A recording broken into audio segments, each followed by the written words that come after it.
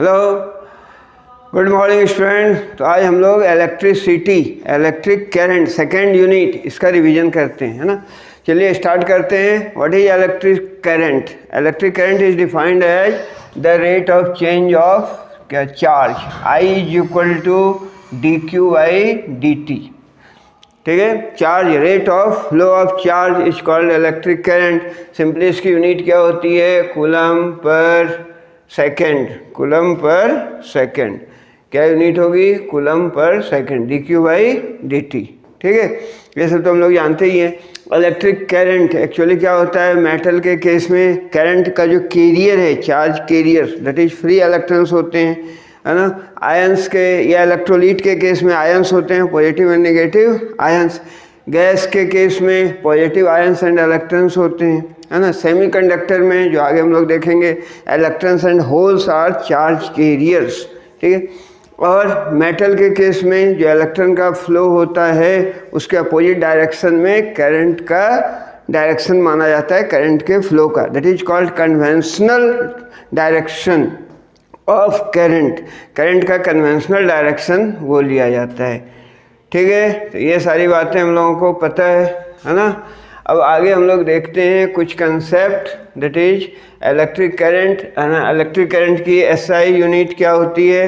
Electric current की SI unit ampere होती है। Coulomb per second, 1 coulomb per second is 1 ampere. फिर उसके बाद वन इम्पॉर्टेंट कंसेप्ट है, that is called drift, drift velocity, है ना। ड्रिफ्ट वेलोसिटी क्या होता है? What is drift velocity?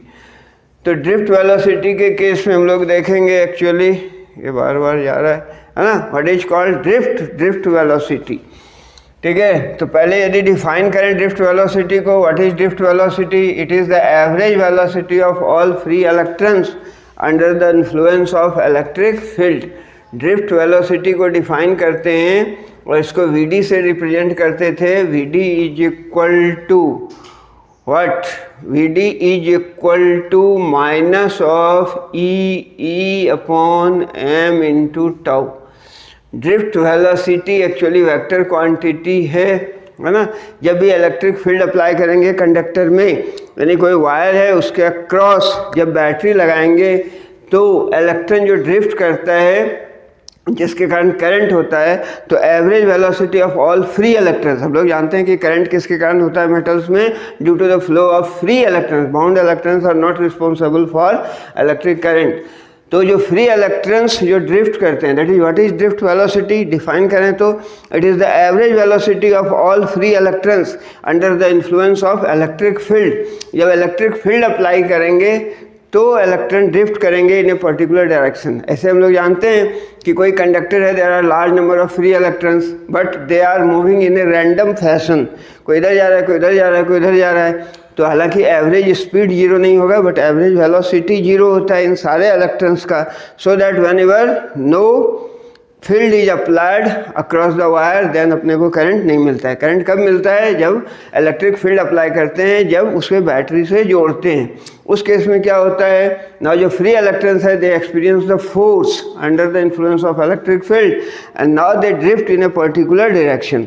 अब वो पर्टिकुलर डायरेक्शन में मूव करते हैं, दैट कंस्टिट्यूट्स करंट। ठीक है, तो ड्रिफ्ट वेलोसिटी क्या है? It is the average velocity of all free electrons under the influence of electric field. And drift velocity is given by, ये डेरिवेशन भी आता है, देख लेना derivation. VD equal to minus E by m into tau, where E is the electric field, tau is the relaxation time. It is the time during which the electron relaxes, or it is the average time between two successive collision. Average time between two successive collision. M is the mass of electron, E is the charge and E is the electric field. तो drift velocity का जो direction होगा minus of E, electric field के opposite direction में drift velocity होती है।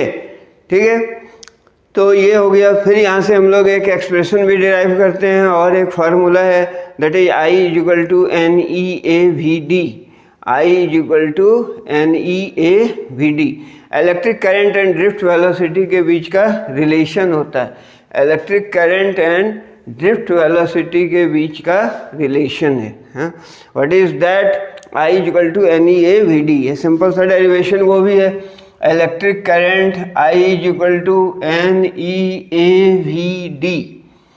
Electric current and drift velocity के बीच का ये रिलेशन होता है। इस पर भी कई कंसेप्चुअल प्रॉब्लम्स वगैरह आते हैं, है ना। I equal to NeAVD, that is current I is directly proportional to drift velocity. Drift velocity जितनी ज़्यादा होगी करंट उतना ज़्यादा होगा।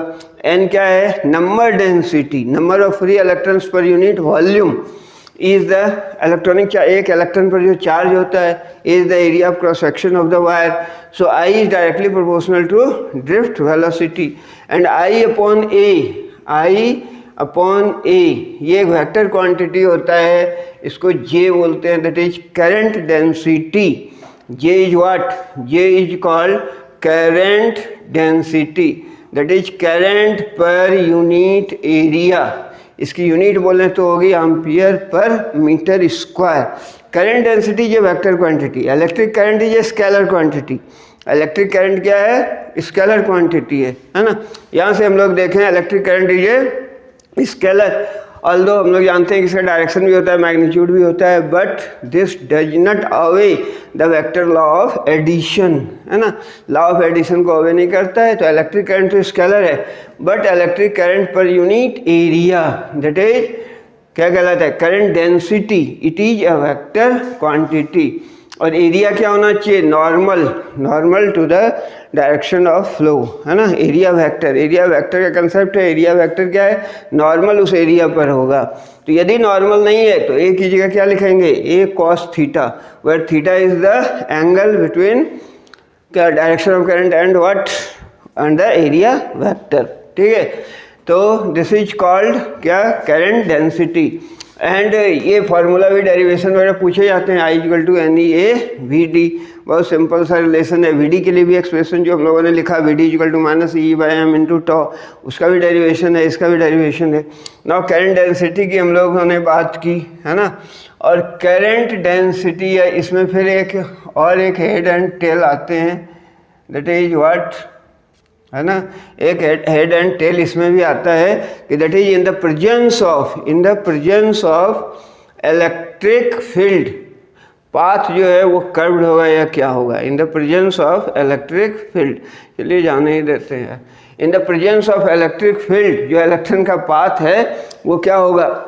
अगर फील्ड अप्लाई किया तो जो पाथ होगा वो स्ट्रेट होगा। And in the absence of electric field, जो इलेक्ट्रॉन का जो पाथ है वो कर्व्ड होगा, है ना।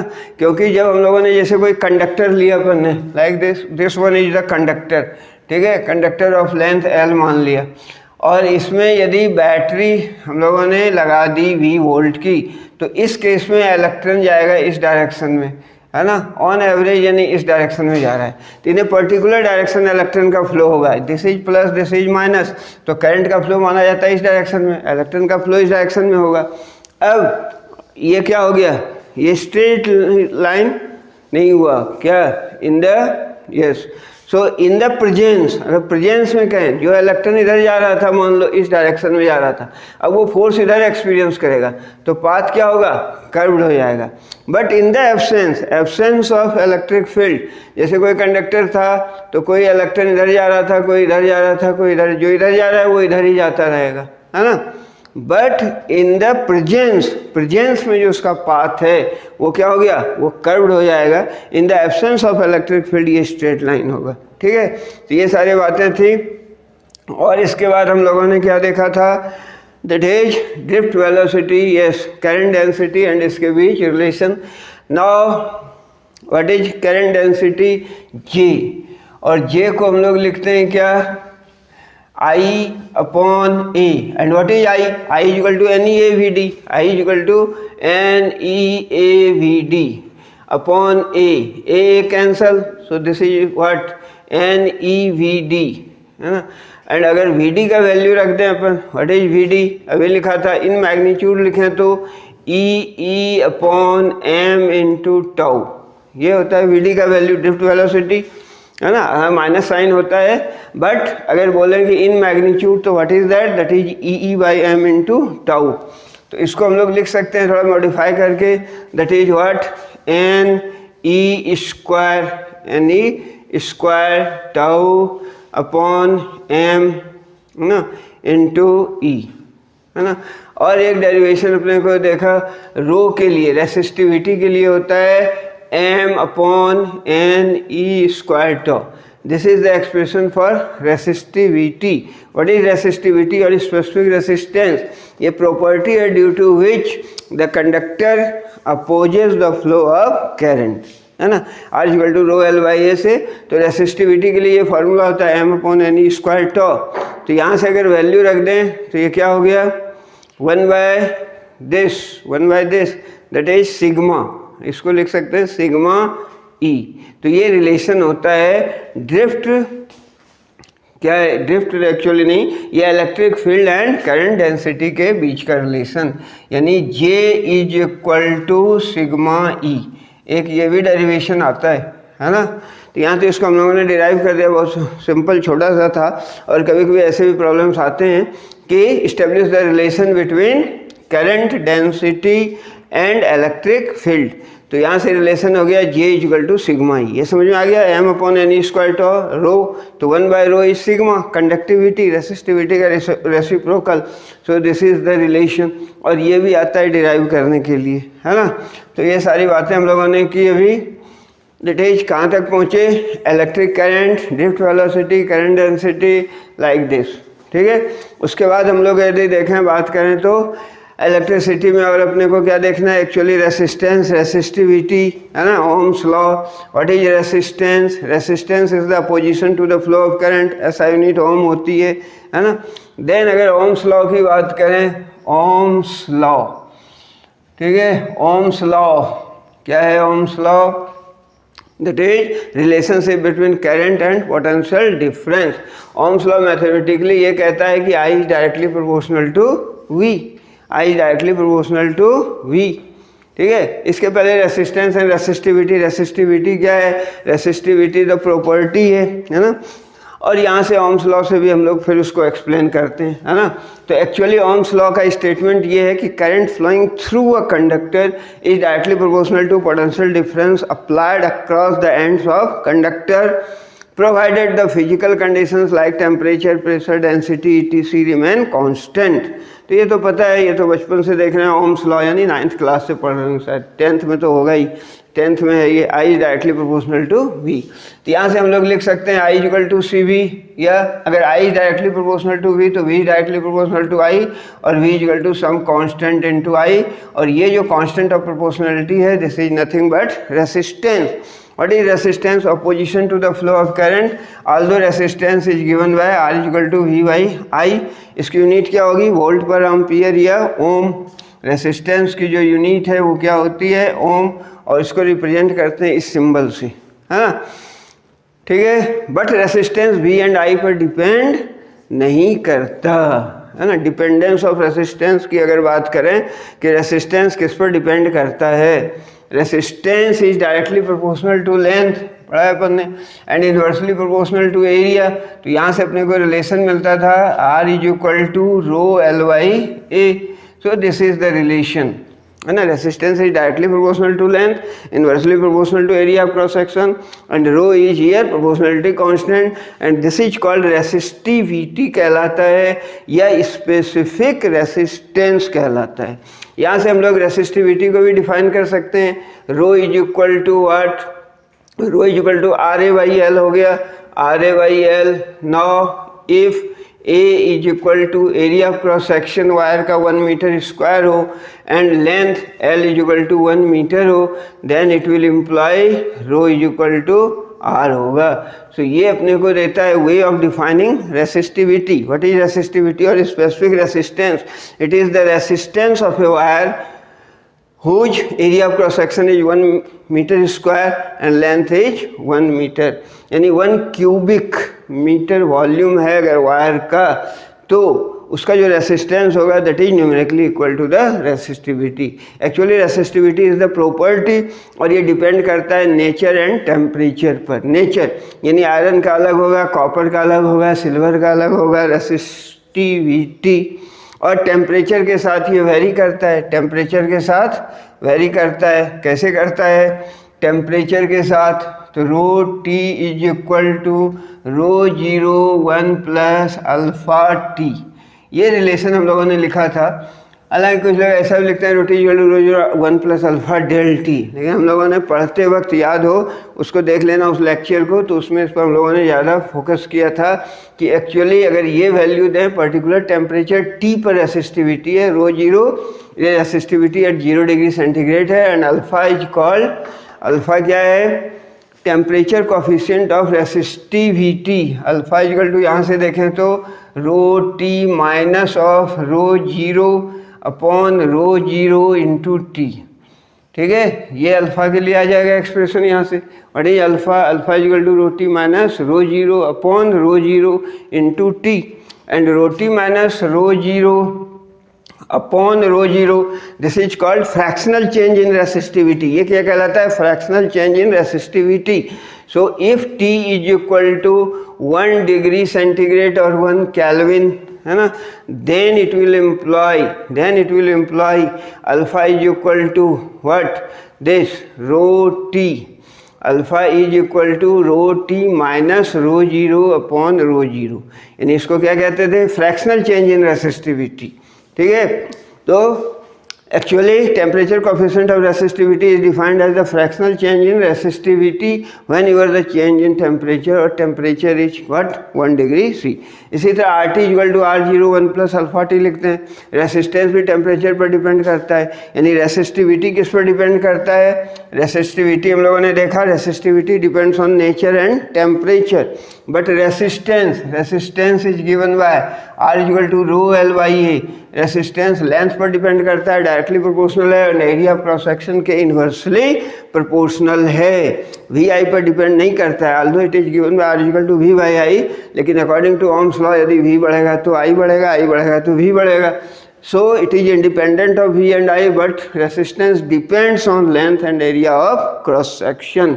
ठीक है, तो रेसिस्टेंस किस पर डिपेंड करता है, लेंथ पर, एरिया ऑफ क्रॉस सेक्शन पर, टेम्परेचर पर भी करता है, नेचर पर भी करता है, but resistivity, mind it, resistivity it doesn't depend on the dimension. Resistivity rho जो है वो लेंथ और एरिया पर डिपेंड नहीं करता, लेंथ और एरिया पर डिपेंड नहीं करता, है ना। एग्जाम में आते हैं क्वेश्चन कि लेंथ बढ़ गया, एरिया बढ़ गया, घट गया, तो रेसिस्टिविटी कैसे चेंज होगा, बच्चे लिख देते हैं चेंज हो गया, लेकिन चेंज नहीं होगा। रेसिस्टिविटी इज़ द प्रॉपर्टी, जैसे ह्यूमन बीइंग का प्रॉपर्टी, उसके लेंथ एरिया पर डिपेंड नहीं करता ना, कोई लंबा है कोई मोटा है, उसी तरह resistivity is the property actually, and resistance is the opposition. तो रेसिस्टिविटी जो है ये लेंथ और एरिया पर डिपेंड नहीं करता, किस पर डिपेंड करता है, केवल नेचर एंड टेम्परेचर पर डिपेंड करता है। ठीक है, आल्सो अब रेसिस्टिविटी की बात की हम लोगों ने, है ना। रेसिस्टिविटी क्या है, स्पेसिफिक रेसिस्टेंस है। और एक इसमें केस आता है, मान लो एक कोई वायर है, दिस कॉपर का वायर है L लेंथ का, दूसरा वायर ले लिया कॉपर का ही और इसका लेंथ 2L है, एरिया दोनों का सेम है, एरिया ऑफ क्रॉस सेक्शन। ठीक है, तो किसका रेसिस्टेंस ज़्यादा होगा, जाहिर है इसका होगा, क्योंकि resistance is directly proportional to length होता है, लेंथ जिसका ज़्यादा होगा उसका रेसिस्टेंस ज़्यादा होगा। इसका डबल हो गया, एरिया सेम है और दोनों कॉपर का है, नेचर है सेम, है ना, तो R is directly proportional to L, इसलिए सेकंड वाले का रेसिस्टेंस 2 टाइम्स ज़्यादा होगा फर्स्ट से। But in case of stretching, mind it, stretching, यदि स्ट्रेच किया वायर को तो in case of stretching R is directly proportional to L square. वहाँ भी हम लोगों ने देखा अपने लेक्चर में पढ़ते हुए समय कि R is directly proportional to L square in case of stretching. जब खींच रहे हैं वायर को तो जब खींचेंगे तो लेंथ बढ़ेगा और जितना लेंथ बढ़ेगा उसी हिसाब से एरिया ऑफ क्रॉस सेक्शन घटेगा, है ना। स्ट्रेचिंग के केस में डायरेक्ट फार्मूला यूज कर सकते हैं, R is directly proportional to L square. यानी किसी वायर को यदि 2 टाइम्स स्ट्रेच कर दिया हम लोगों ने तो उसका जो रेसिस्टेंस है 2 का स्क्वायर, वायर को स्ट्रेच किया ऐसा कि उसका लेंथ 2 टाइम्स बढ़ गया तो इसका रेसिस्टेंस कितना होगा, 2 का स्क्वायर 4 टाइम्स रेसिस्टेंस बढ़ जाएगा। डायरेक्टली अप्लाई कर सकते हैं, है ना। But R is directly proportional to L कब होगा, जब स्ट्रेचिंग नहीं हो रहा है, सिंपली एक वायर लिया, एरिया क्रॉस सेक्शन सेम है, कॉपर, अल्युमिनियम, है ना, आयरन, तो उस केस में resistance is directly proportional to length. But mind it, in case of stretching resistance is directly proportional to L square. और ये कहाँ से आया, ये कहाँ से आया, तो उसको भी हम लोग देख सकते हैं कि जब स्ट्रेचिंग किया एक्चुअली तो वायर का लेंथ तो बढ़ गया but area of cross section घट गया, so that the volume remains constant, volume constant होता है, यानी L1A1 is equal to L2A2 होता है, L1A1 is equal to L2A2, क्योंकि काट के फेंका नहीं, स्ट्रेचिंग किया तो लेंथ में चेंज आया, एरिया ऑफ क्रॉस सेक्शन में चेंज आया, बट पहले जो वॉल्यूम था बाद में वही वॉल्यूम है, लेंथ इंटू एरिया वॉल्यूम। तो यहाँ से हम लोग देख सकते हैं एक्चुअली कि L2/L1, L2/L1 is equal to what, A1/A2 हो जाएगा, ठीक है। और अगर 2 टाइम्स स्ट्रेच किया, if L2 is equal to 2L1, अगर 2 टाइम्स स्ट्रेच किया, उसको स्ट्रेच ऐसा किया कि उसका लेंथ पहले के लेंथ का 2 टाइम्स हो गया, तो उस केस में क्या होगा, यहाँ से देखो L2/L1 इज इक्वल टू 2, तो ये अगर यहाँ वैल्यू रख दो तो L2/L1 is equal to A1/A2 is equal to 2 हो जाएगा। L2/L1 is equal to 2 is equal to A1/A2 is equal to 2। अब रेसिस्टेंस का अगर रेशियो निकाल लो, what is the ratio of resistance, अगर रेसिस्टेंस का रेशियो निकाल लो तो रेसिस्टेंस क्या होता है, R1 या R2/R1 कर लो, R is equal to ρLA था, लेंथ के डायरेक्टली प्रोपोर्शनल था, तो ये हो जाएगा L2/L1, और एरिया के इन्वर्सली प्रोपोर्शनल था तो हो गया A1/A2, और सेम मटेरियल है इसलिए रो कैंसिल हो गया, सेम है। L2/L1 व्हाट 2, A1/A2 भी 2 है, 2 into 2 that is 4, that is what is R2 from here, R2 is equal to 4R1, that is resistance increases 4 times। तो इन जनरल 2 टाइम्स स्ट्रेचिंग किया था तो resistance is directly proportional to L square बोला stretching में, 2 का square 4। क्यों ऐसा होता है, क्योंकि अगर लेंथ बढ़ रहा है तो उसका जो एरिया ऑफ क्रॉस सेक्शन है वो क्या हो रहा है, एक्चुअली घट रहा है, ठीक है। फिर ओम्स लॉ की बात की हम लोगों ने, एक्चुअली ओम्स लॉ क्या कहता है, स्टेटमेंट देख लिया। ये ओम्स लॉ को बोलते हैं it is not a universal law, universal law नहीं है, मीन्स कि ये सारे मटेरियल के लिए ओबे नहीं करता है। तो there are certain materials for which Ohm's law is valid, है ना, जैसे कि आयरन, कॉपर जैसे गुड कंडक्टर, ये मेटल्स वगैरह हैं। But there are certain materials also for which Ohm's law is not applicable, not valid, Ohm's law doesn't hold, है ना। तो वैसे मटेरियल को कहते हैं नॉन ओमिक मटेरियल। तो 2 तरह के मटेरियल होते हैं, एक होता है ओमिक, एक होता है non ohmic. Ohmic materials are those which obey Ohm's law, जिसमें ओम्स लॉ अप्लाई कर सकते हैं, अप्लाई होता है मतलब जिसके लिए V directly proportional to I है, I directly proportional to V है। But there are certain materials also for which Ohm's law is not applicable, जिसके लिए ओम्स लॉ एप्लीकेबल नहीं है। तो जिसके लिए एप्लीकेबल है उसको बोलते हैं ओमिक मटेरियल, और जिसके लिए नहीं है नॉन ओमिक। ओमिक का एग्जांपल क्या हो गया, वही आयरन, सिल्वर, कॉपर, ये सारे। नॉन ओमिक का एग्जांपल है डायोड, है ना, वैक्यूम ट्यूब डायोड भी था, ट्रांजिस्टर जो अपने सिलेबस में अब निकाल दिया एनसीईआरटी ने, है ना। डायोड, ट्रांजिस्टर, थर्मिस्टर, ये सभी कहलाते हैं नॉन ओमिक यानी यहाँ ओम्स लॉ नहीं होता है। जहाँ ओमिक मटेरियल है वहाँ ग्राफ ऐसा होगा V एंड I के बीच का, है ना, V एंड I का ग्राफ ऐसा होगा जो ओमिक मटेरियल है। ओमिक मटेरियल के केस में current is directly proportional to this, तो ये ओमिक मटेरियल हो गया। और नॉन ओमिक के केस में क्या होगा, नॉन ओमिक के केस में ये डायोड और इसका जो केस है उसका ग्राफ जैसे डायोड में देखेंगे हम लोग, है ना, अगर ऐसा बना देते, चलिए एक छोड़ दिया इसमें, डायोड की बात करें तो यूं, है ना, ये पीएन जंक्शन डायोड की बात है। वोल्टेज एंड करंट के बीच का ग्राफ देखेंगे तो वो ग्राफ कुछ ऐसा होगा, वोल्टेज करंट के बीच का, है ना। तो ये क्या है, लीनियर नहीं है। ओमिक मटेरियल में I is directly proportional to V है, दैट इज स्ट्रेट लाइन मिलेगा, लीनियर रिलेशन है ना। बट नॉन ओमिक में ये रिलेशन लीनियर नहीं है। और यह थर्मिस्टर वगैरह में ऐसे भी फिगर आते हैं, है ना, ऐसे, यानी यहाँ पर देखो तो रेसिस्टेंस निगेटिव भी हो रहा है और किसी एक पर्टिकुलर वैल्यू के लिए 2 वैल्यू भी मिल रहा है V का, है ना। तो जहाँ लीनियर नहीं है, यानी इन जनरल जहाँ ओम्स लॉ एप्लीकेबल नहीं है उसको क्या बोलते हैं, नॉन ओमिक मटेरियल, और जहाँ ओम्स लॉ एप्लीकेबल है उसको बोलते हैं ओमिक मटेरियल। ठीक है, ओम्स लॉ इन जनरल सारे मेटल्स के लिए एप्लीकेबल हैं, है ना। और क्या है कि जो सर्टेन मटेरियल्स हैं जैसे डायोड हैं, ट्रांजिस्टर्स हैं, वहाँ ओम्स लॉ एप्लीकेबल नहीं है तो उसको बोलते हैं नॉन ओमिक मटेरियल, है ना। तो ये तो रेसिस्टेंस और इसकी बात हो गई, करंट की बात हो गई, ओम्स लॉ की बात हो गई। उसके बाद एक इम्पॉर्टेंट कंसेप्ट है that is EMF and internal resistance of a cell. EMF and internal resistance, EMF is always associated with, या इसको आर को क्या बोलते हैं, internal resistance. R is called internal resistance. ठीक है, ईएमएफ एंड इंटरनल रेसिस्टेंस के बीच का एक रिलेशन है। ठीक है, वो क्या है वो हम लोग देखते हैं। वो तो ईएमएफ एंड इंटरनल रेसिस्टेंस इसकी बात करेंगे, what is internal resistance R and what is the EMF. और यहाँ तक ग्राफ की सवाल है, ओम्स लॉ में एक बात और थी, वो क्या थी, अगर वी आई का ग्राफ है तो मान लो वी इधर अगर दे रखा है, आई इधर दे रखा है, तो सिंपली ये स्लोप अपन निकाल लेते हैं। इस स्लोप क्या देता है अपने को, रेसिस्टेंस। बट ये जो एंगल मानना है, ग्राफ जो करंट एक्सिस के साथ एंगल बनाता है दैट इज थीटा, और अपने को स्लोप निकालना है that is M equal to tan theta.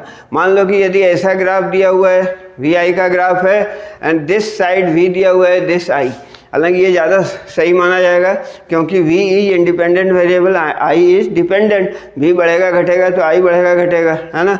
तो यहाँ पर जो स्लोप निकालेंगे, जो ग्राफ मीन्स ये लाइन है, ये लाइन जो करंट एक्सिस के साथ जो एंगल बना रहा है दैट टेन थीटा अपने को निकालना है। वो जो टेन थीटा देगा अपने को वो रेसिस्टेंस का वैल्यू देगा। ठीक है, अब हम लोग आगे बात करते हैं। ये कंसेप्ट थोड़ा सा छूट रहा था, है ना, तो एक हो गया। उसके बाद बहुत ही इम्पोर्टेंट कंसेप्ट है सेल का। सेल के केस में ईएमएफ की बात करते हैं और इंटरनल रेसिस्टेंस की बात करते हैं, है ना। EMF is always associated with a cell.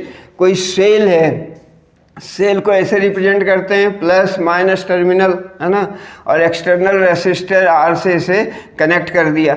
मान लो ये पॉजिटिव टर्मिनल है, ये नेगेटिव टर्मिनल है, इसका ईएमएफ ई है, इटैलिक ई से लिखते हैं, and internal resistance small R है। तो करंट का फ्लो होगा एक्सटर्नल सर्किट में, जाहिर है ऐसे करंट का फ्लो होगा। ठीक है, तो अब ये ईएमएफ है, this is EMF. What is EMF actually? EMF को ऐसे डिफाइन करते हैं कि EMF is equal to the potential difference और terminal potential difference across the terminals of a cell. It is the potential difference across the terminals of a cell. कभी कभी terminal potential difference को define करने में बोलते हैं। Terminal potential difference is simply the potential difference between the terminals of a cell. Cell के दो terminal हैं, पॉजिटिव एंड नेगेटिव, तो इसके अक्रॉस जो पोटेंशियल डिफरेंस होता है V, that is called terminal potential difference. तो V is equal to E, V is equal to E। Actually E को अपने को डिफाइन करना है तो E is equal to V if I is equal to 0। ठीक है, ये एक डेफिनेशन है। ईएमएफ क्या है actually? EMF is always associated with the source. Generator है, बैटरी है ना, उससे एसोसिएट होगा। ईएमएफ सेल का होता है, तो EMF of a cell is equal to the potential difference or terminal potential difference of a cell when current through the cell is 0, when no current is being drawn from the cell से कोई current नहीं ले रहे हैं। और EMF is equal to the terminal potential difference of open circuit। Open circuit में मतलब ये सर्किट क्लोज नहीं है, ओपन है, तो करंट फ्लो नहीं हो रहा है, तो EMF टर्मिनल पोटेंशियल डिफरेंस के बराबर होता है कब? when no current is being drawn। ठीक है, अनदर डेफिनेशन भी है एक्चुअली। ईएमएफ क्या है? ईएमएफ एक्चुअली वर्क डन है पर यूनिट चार्ज। ईएमएफ ही जैसे वी को डिफाइन करते थे ना, V equal to W by Q, उसी तरह ईएमएफ क्या है? It is the work done in circulating 1 coulomb of charge, unit positive charge throughout the circuit. Throughout the circuit में सर्कुलेट करने के लिए 1 कूलम्ब ऑफ चार्ज को जो एनर्जी लगेगी, that energy per unit charge, है ना, यानी 1 कूलम्ब चार्ज को सर्कुलेट करने में जो एनर्जी लगेगी that energy is called EMF. तो EMF is defined as the energy per unit charge, इसलिए इसकी यूनिट क्या होगी, जूल पर कूलम, W की जूल और Q की कूलम, ठीक है। इसको हम लोगों ने उस सेक्शन में भी डिफाइन किया था। तो EMF is this, clear. Now what is internal resistance, small r से रिप्रेजेंट करते हैं। Internal resistance is the resistance offered by electrolyte to the flow of current. Current का जो फ्लो हो रहा है, सेल लिया, सेल का पिक्चर अपने को पता है, सेल का पिक्चर क्या था, सेल होता है, उसमें क्या दो टर्मिनल्स होते हैं, सेल में दो टर्मिनल्स होते हैं, है ना, पॉजिटिव एंड नेगेटिव टर्मिनल्स, ठीक है। और ये दो इलेक्ट्रोड्स होते हैं, एक को पॉजिटिव बोल दो, नेगेटिव बोल दो। इलेक्ट्रोलाइट्स होते हैं, लिक्विड होते हैं, है ना, H2SO4 या कोई कॉपर सल्फेट वगैरह, ठीक है। दो इलेक्ट्रोड हैं, है ना, और ये क्या कहलाता है, ये इलेक्ट्रोड्स कहलाते हैं, मेटल प्लेट्स, और इसमें एसिडिक सॉल्यूशन लेते हैं, दैट इज इलेक्ट्रोलाइट, है ना, इलेक्ट्रोलाइट एंड इलेक्ट्रोड, ठीक है। तो ये सेल होता है।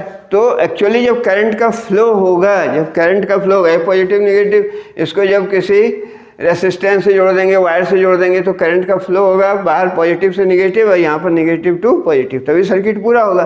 तो एक्चुअली जब करंट का फ्लो होगा इनसाइड द इलेक्ट्रोलाइट, तो ये इलेक्ट्रोलाइट करंट के फ्लो का अपोज करेगा।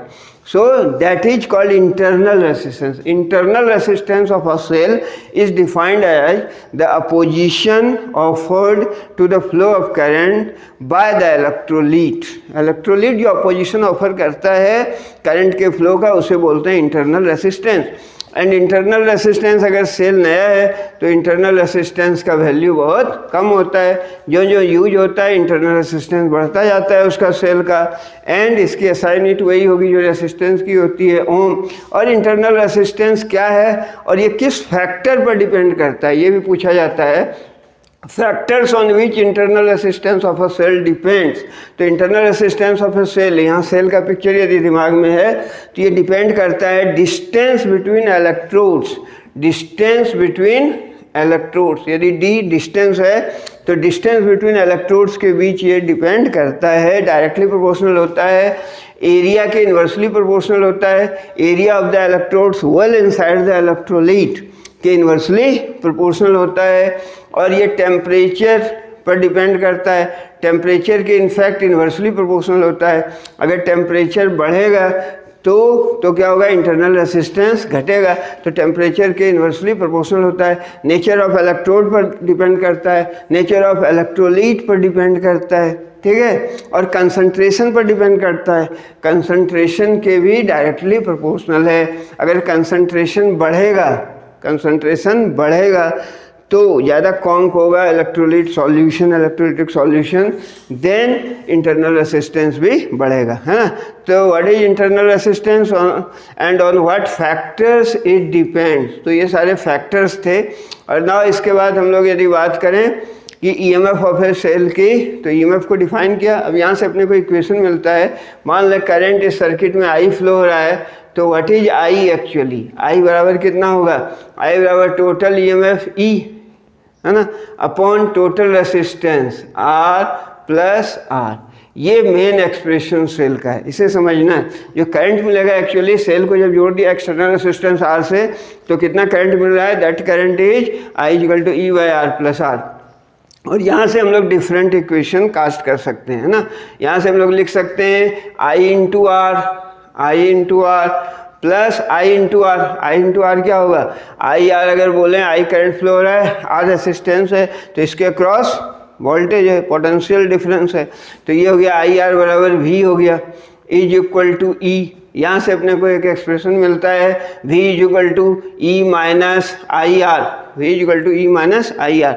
बट ये किसका केस है, whenever the cell is being discharge, जब इसे करंट हम लोग ले रहे हैं और जब इस सेल को चार्ज कर रहे हैं, मानो इसको जब चार्जिंग का केस होगा तो V बराबर होगा E प्लस आई आर, क्योंकि चार्जिंग के केस में पॉजिटिव से नेगेटिव से कनेक्टेड होगा, उस केस में करंट का डायरेक्शन बदल जाएगा, तो V is equal to E plus I R होगा, है ना।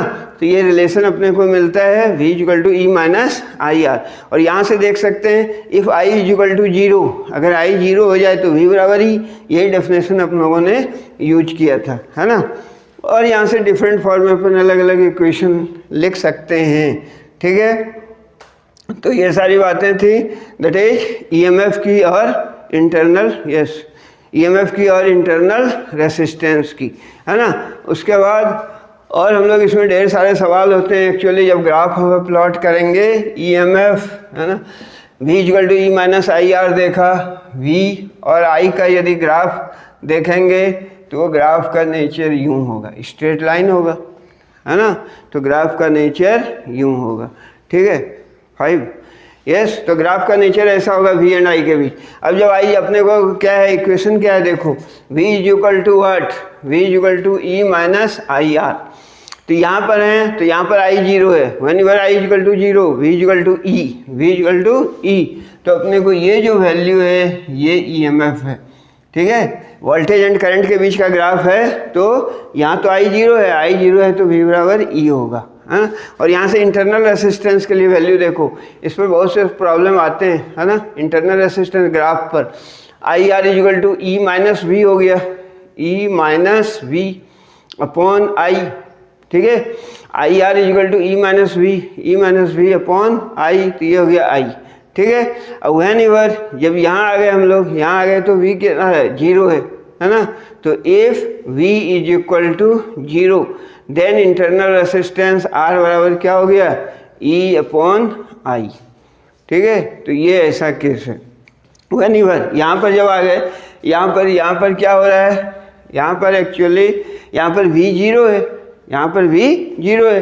जब V 0 है तो क्या होगा, R equal to E by I. तो अपने को ग्राफ ऐसा मिल रहा है, यहाँ से देखें तो V एंड I का ग्राफ है, I जैसे जैसे बढ़ेगा V क्या होगा, लिनियरली डिक्रीज होगा। तो जैसे जैसे I बढ़ रहा है V घट रहा है। तो इस ग्राफ से, इस VI ग्राफ से one can find the EMF and also one can find the internal resistance. How to find EMF? By finding the intercept on the Y axis, by finding the intercept on the Y axis. Intercept जो इस पर है वो देगा V का value, और इस graph का जो स्लोप है वो देगा इंटरनल रेसिस्टेंस का वैल्यू। तो ऐसे प्रॉब्लम वगैरह आते हैं, और इसमें एक इम्पॉर्टेंट आता है दैट इज ग्राफ, उसको डिस्कस करना बहुत ज़रूरी है ना। हम लोगों ने अभी क्या देखा, एक्सप्रेशन देखा हम लोगों ने actually I is equal to, ये याद रखना है, तो R प्लस आर। ना यहाँ से हम लोगों ने देखा V equal to E minus I R, V equal to E minus I R, अगर डिस्चार्जिंग का केस है तो, है ना। Also V equal to what, I R होगा, R के क्रॉस जो पोटेंशियल डिफरेंस होगा I इंटू आर। अब यहाँ से यदि देखें तो V और R के बीच रिलेशन लिख सकते हैं, V equal to what, I R, I का वैल्यू क्या है, E upon R plus R into R, V equal to I R. इसको यूज किया हम लोगों ने, है ना। नाउ यहाँ से R को यदि कॉमन ले लें तो क्या हो गया, 1 plus R upon R, this is V। और ये क्यों लिखा मैंने, इसके पीछे बहुत नोबल कॉज है। ये है वो कॉज कि अपने को कभी ग्राफ प्लॉट करने पूछता है, अपने को यदि कभी ग्राफ प्लॉट करने पूछता है, किसके किसके बीच, V एंड R के बीच, V एंड R के बीच, ये V है ये R है। Plot the graph V versus R, V versus R का यदि ग्राफ पूछेगा तो उस केस में ग्राफ का नेचर क्या होगा, ठीक है। तो उसके लिए अपने को नहीं कि V equal to I R है तो डायरेक्टली प्रोपोर्शनल है तो स्ट्रेट लाइन होगा, वो गलत हो जाएगा, है ना। एक्चुअली V और capital R resistance, external resistance के बीच का यदि ग्राफ प्लॉट करेंगे तो ग्राफ का नेचर, अब इस इक्वेशन से हम लोग देख सकते हैं वो जो ग्राफ का नेचर होगा। चलिए थोड़ा सा ये पार्ट मिटा दिया, है ना। तो उस ग्राफ का नेचर कैसा होगा, लाइक दैट, ठीक है। ये क्या है, ये है 0, इधर हम लोगों ने क्या लिया, V लिया, और ये लिया R इंडिपेंडेंट वेरिएबल, है ना। तो V वर्सेस R का ग्राफ, यानी जब कैपिटल R चेंज हो रहा है तो V कैसे चेंज हो रहा है, ऐसे चेंज होगा, है ना। शुरू में क्या होगा, 0 है, 0 हो गया, ठीक है। 0 है तो एक्चुअली क्या होगा, जब R 0 है तो 1/0 इन्फिनिटी, 1 प्लस इन्फिनिटी इन्फिनिटी, 1/इन्फिनिटी 0, तो V भी 0 है। अब जैसे जैसे R बढ़ते रहा, देखो R बढ़ेगा तो small r by capital R घटेगा, तो 1 प्लस दिस, ये घटता जा रहा है तो V क्या होगा, V बढ़ता जाएगा, ठीक है, V बढ़ता जा रहा है। और जब R इन्फिनाइट हो जाएगा, बहुत ज़्यादा हो जाएगा, R का वैल्यू बढ़ के बहुत ज़्यादा हो गया, इन्फिनिटी हो गया, तो 1/∞ 0, तो V बराबर E हो जाएगा, है ना। तो R का वैल्यू जब बहुत ज़्यादा हो गया तो उस केस में ये जो V है एक्चुअली ये क्या देगा, EMF E देगा। यस, तो mind it, this is the graph between V and R, V and R के बीच ये ग्राफ है, ये हम लोगों ने डिस्कस कर लिया। अब इसके बाद हम लोग आगे बढ़ते हैं, दैट इज सेल के बारे में बात करते हैं, है ना। Cells, combination of cells in series, cells in parallel. यदि सीरीज में सेल हैं, मान लो 2 cell plus minus like that, अगर ये केस है, एक का EMF E1 है, दूसरे का EMF E2 है, तो नेट EMF हो जाएगा E1 plus E2, same direction है EMF का, है ना। बट यदि ऐसा है कि ये प्लस है माइनस और दूसरे के माइनस से जुड़ा है ये, और ये प्लस, इसका EMF E1 है, इसका EMF E2 है, जो नेट EMF होगा that is E1 minus E2 होगा, क्योंकि डायरेक्शन अपोजिट है, ठीक है। अब हम लोग देखते हैं सीरीज कॉम्बिनेशन में एक्चुअली यदि n सेल्स कनेक्टेड हैं, n इक्विवेलेंट सेल्स, मान लो एक सेल है, नाउ अनदर सेल है, इस तरह से n सेल हैं प्लस माइनस लाइक दैट, ठीक है। और ये एक्सटर्नल रेसिस्टर R से कनेक्टेड है, R, देन सबका EMF मान लेते हैं E है, पर्टिकुलर केस देख रहे हैं, and there are n identical cells, सबका जो इंटरनल रेसिस्टेंस है वो R है, ठीक है। तो करंट इस डायरेक्शन में मान लो कुछ यूँ फ्लो होगा, है ना। तो इस डायरेक्शन, इस केस में एक्चुअली जो टोटल EMF होगा E नेट, वो क्या होगा, n times EMF of each cell, and then जो R इक्विवेलेंट होगा, R इक्विवेलेंट ये सेल का देखें तो NR और प्लस ये R इसके सीरीज में, तो टोटल रेसिस्टेंस हो जाएगा NR प्लस R और टोटल EMF हो गया दिस। तो सीरीज कॉम्बिनेशन में इसमें अगर सेल्स इस तरह कनेक्टेड हैं तो करंट कितना मिलेगा सेल से, that is net EMF NE upon R plus NR, ये करंट के लिए एक्सप्रेशन होगा, है ना। पोटेंशियल डिफरेंस अक्रॉस R कितना होगा, VR is equal to I into R, ठीक है, I इंटू R ये होगा भी, ठीक है। एंड इस केस में यदि पावर डिसिपेशन देखना है, power dissipation I square R, power dissipation कितना होगा, that is I square R, है ना। पावर डिसिपेशन के लिए यदि एक्सप्रेशन लिखें, P इज इक्वल टू होता है I स्क्वायर R, तो I का ये वैल्यू रख देंगे, that is NE upon R plus NR, तो ये हो गया I स्क्वायर इंटू R, ठीक है। और मैक्सिमम पावर के लिए, for power max, maximum power के लिए क्या होता है कंडीशन, कि जो टोटल इंटरनल रेसिस्टेंस है ये एक्सटर्नल रेसिस्टेंस के बराबर होना चाहिए, NR बराबर R होना चाहिए। तो यहाँ से हम लोग पुट कर लेंगे, देख लेंगे इसका वैल्यू कितना आता है ना। तो इस ढंग से मैक्सिमम पावर के लिए हम लोग देख सकते हैं। और ये कॉम्बिनेशन कब यूज होता है, when NR is much less than R, जो टोटल इंटरनल रेसिस्टेंस है वो एक्सटर्नल रेसिस्टेंस से बहुत कम हो। देन पैरेलल कॉम्बिनेशन की यदि बात करें, है ना, पैरेलल कॉम्बिनेशन ऑफ सेल्स, मान लो कि n सेल्स फॉर कन्वेनियंस हम लोगों ने ले लिया, प्लस माइनस लाइक दैट, इस तरह से कई हैं, एंड दे आर कनेक्टेड, ये जो सेल्स हैं ये कनेक्टेड हैं पैरेलल में, यानी सारे का पॉजिटिव एंड एक साथ है, नेगेटिव एंड एक साथ है, ठीक है, सारे का पॉजिटिव एक साथ है और नेगेटिव एक साथ है ना। और ये किससे कनेक्टेड हैं, this is connected to external resistor R से, सारे का EMF E मान लिया, सारे का जो EMF है E है, एंड इंटरनल रेसिस्टेंस सारे का R है, आइडेंटिकल सेल्स यदि कनेक्टेड हैं तो टोटल EMF कितना हो जाएगा, ई नेट के लिए यदि एक्सप्रेशन निकालें तो ये E होगा, पैरेलल में EMF सेम होगा, वोल्टेज सेम होता है, and total resistance R equivalent, ठीक है। तो ये तो सीरीज में होगा R प्लस ये पैरेलल कॉम्बिनेशन इंटरनल रेसिस्टेंस का होगा तो R अपॉन N, तो यहाँ से जो अपने को करंट मिलेगा that is E upon R plus R by N, है ना, ये क्या हो जाएगा E प्लस R/N, ठीक है। ये करंट के लिए यहाँ एक्सप्रेशन होगा।